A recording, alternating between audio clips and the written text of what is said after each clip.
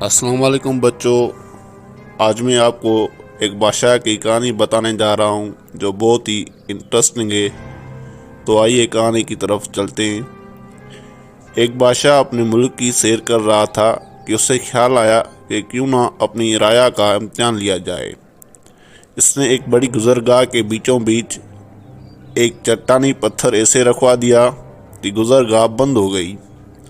اپنے ایک پہرے دار کو نزدیکی ایک درخت کے پیچھے چھپا کر بٹھا دیا تاکہ وہ آتے جاتے لوگوں کے رد عمل سنے اور اسے آگاہ کرے۔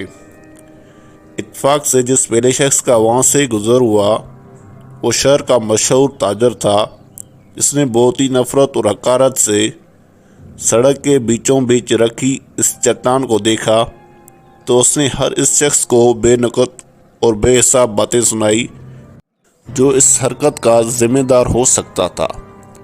چٹان کے ارد گرد ایک دو چکر لگائے اور چیختے دھاڑتے ہوئے کہا کہ وہ ابھی جا کر اعلیٰ حکام سے اس حرکت کی شکایت کرے گا اور جو کوئی بھی اس حرکت کا ذمہ دار ہوگا اسے سزا دلوائے بغیر آرام سے نہیں بٹھے گا۔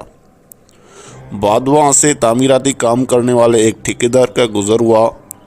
اس کا رد عمل بھی اس سے پہلے گزرنے والے تاجر سے مختلف تو نہیں تھا، مگر اس کی باتوں میں ویسی شدت اور گھن گرج نہیں تھی جیسے پہلے والے تاجر دکھا کر گیا۔ آخر ان دونوں کی حیثیت اور مرتبے میں بھی نمایاں فرق بھی تو تھا۔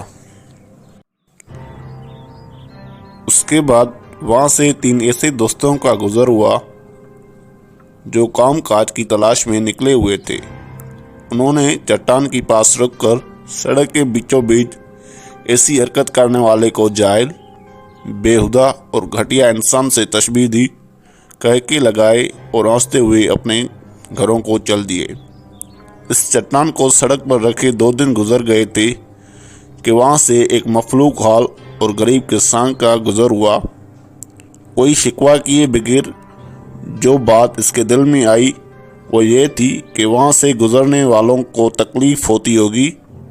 اپنے ہمدردانہ احساس کی وجہ سے وہ چاہتا تھا کہ کسی طرح یہ پتھر وہاں سے ہٹا دیا جائے۔ ایک وزنی پتھر کو اکیلے وہاں سے ہٹانا بہت مشکل کام تھا، لیکن اس نے ہمت نہ ہاری اور اپنی مضبوط لاٹھی سے زور لگا کر بڑی جدوجہد اور محنت کے بعد اس چٹان کو اس راستے سے ہٹا دیا۔ اس چٹان کو اس راستے سے ہٹانے کے بعد کسان نے دیکھا تو نیچے ایک کھڈا تھا جس میں ایک سونے کا ایک ٹکڑا اور خط رکھا تھا جس میں لکھا تھا کہ حاکم وقت کی طرف سے اس چٹان کو سڑک کے درمیان سے ہٹانے والے شخص کے نام، جس کی مثبت اور عملی سوچ نے مسائل پر شکایت کرنے کی۔ مزید کہانی کے لیے ہمارے اس چینل کو سبسکرائب کریں پیارے بچوں۔